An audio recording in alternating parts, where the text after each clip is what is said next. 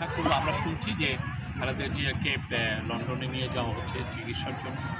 আমরা আশা করছি যে খালেদা জিয়া খুব দ্রুত ট্রিটমেন্ট সেরে বাংলাদেশে আবার ফিরে আসবেন এবং বাংলাদেশে আমাদের খুবই প্রয়োজন, তার প্রেজেন্সটা খুবই প্রয়োজন। উনি আপনি জানেন ওনার পার্টি বলেছেন যে উনি 3টা আসনে কন্টেস্ট করবেন। আমরা চাই উনি এসে আবার ইলেকশনে, আমরা চাই যে ইলেকশন থাকবেন এবং ইলেকশনে কন্টেস্ট করবেন। ওনার বাংলাদেশে এই সময় খুবই আমাদের উনি একটা মোরাল গার্জিয়ানের মতো, ওনার থাকাটা খুবই প্রয়োজন। আমরা আশা করব উনি সুস্থ হয়ে বাংলাদেশে আবার ফিরে আসবেন। কালকেও যদি দেখেন, আপনারা কালকেও বিডা বলেছে যে প্রায় $1.5 বিলিয়ন বিনিয়োগ নিয়ে ওরা অলরেডি কাজ করছে, বিদেশি বিনিয়োগ। এই বিনিয়োগটা আমরা আশা করছি যে খুব দ্রুত এটা ইনভেস্টমেন্টটা শুরু হবে। আপনি জানেন যে চাইনিজ একটা কোম্পানি থান্ডার, তারা অলরেডি তাদের ইনভেস্টমেন্টের কাজ শুরু করছে। তারা মিরেশ্বরায় একটা বড় ফ্যাক্টরির জায়গা নিয়েছে, সেখানে কাজ করছে। আমাদের লোকরা গিয়েছিল সেই কাজটা দেখতে। ওরাও অলরেডি বাউন্ডারি ওয়াল হয়েছে, খুব দ্রুত ফ্যাক্টরিটা চালু করবে, ফ্যাক্টরির কাজ শুরু হয়ে যাবে এবং ওরা বাংলাদেশে 25,000-এর মতো লোকের কর্মসংস্থান দেবে। আমাদের বাংলাদেশকে ইন্টারন্যাশনালি খুব বড় ইনভেস্টমেন্ট ডেস্টিনেশন হিসাবে প্রেজেন্ট করাটা আমাদের নৈতিক দায়িত্ব ছিল। বিদেশি বিনিয়োগ ছাড়া বাংলাদেশে সত্যিকার অর্থে ভালো জব তৈরি হবে। আমরা নিজেরা যে ইনভেস্টমেন্ট করছি তাতে দিয়ে খুব বেশি জব আমরা তৈরি করতে পারছি না।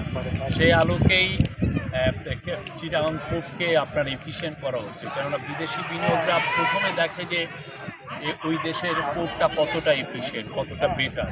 তো সেই পোর্ট যদি বেটার হয়ে থাকে, পোর্টকে যদি আমরা এফিশিয়েন্ট করতে পারি, পোর্টে যদি আপনার এক্সপোর্ট করার যে আপনার গুডস যেগুলো কন্টেনার, সেটা যদি ওয়েটিং টাইম আমরা কমিয়ে একদিনে নিয়ে আসতে পারি বা একদম কয়েক ঘন্টায় আনতে পারি, তাহলে দেখবেন যে আপনার বিদেশি বিনিয়োগকারীরা এখানে আসবে, এসে আমাদেরকে তারা ইনভেস্ট করতে যাবেন। কেননা তারা গ্যারান্টি পাচ্ছেন যে তাদের যে পণ্যটা যেখানে বাংলাদেশে তৈরি হবে, সেই পণ্যটা খুব দ্রুত আমেরিকা, নর্থ আমেরিকা বলেন, ইউরোপ বলেন বা অন্যান্য রিচ কান্ট্রিতে তারা নিতে পারবে।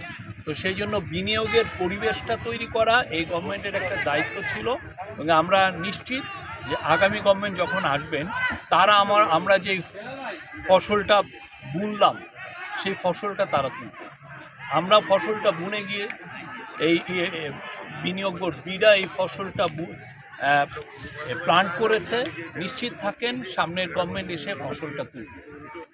এবং একটা বড় কাজ ছিল যে এই বিপ্লবোত্তর বাংলাদেশে বিনিয়োগটা কীভাবে বাড়ানো যায়। আপনি জানেন অনেক দেশে বিপ্লব হয়েছে, ইন্দোনেশিয়ায় হয়েছে, ইজিপ্টে হয়েছে, মানে মিশরে হয়েছে, ফিলিপিন্সে হয়েছে, সিরিয়াতে হয়েছে, আপনার রাশিয়াতে ওই কমিউনিস্টদের এগেনস্টে বিপ্লব হয়েছে। এটা বেড়েছে 19%, প্রায় 20% বেড়েছে। এটা আমি তো বলবো যে বিগ অ্যাচিভমেন্ট। তারপরে অনেকে এই অ্যাচিভমেন্ট দেখেও না দেখার একটা ভান করছেন, কয়েকটা পত্রিকা ডেলিভারেটলি মিথ্যা নিউজ ছড়াচ্ছে।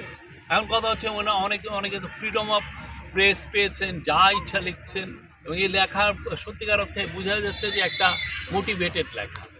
কিন্তু আমরা আপনাদেরকে বলবো, আপনারা বিডাতে যান, বাংলাদেশ ব্যাংকে যান, যে আপনার ডেটাগুলো দেখেন যে ইনভেস্টমেন্ট আসছে কিনা সেটাই।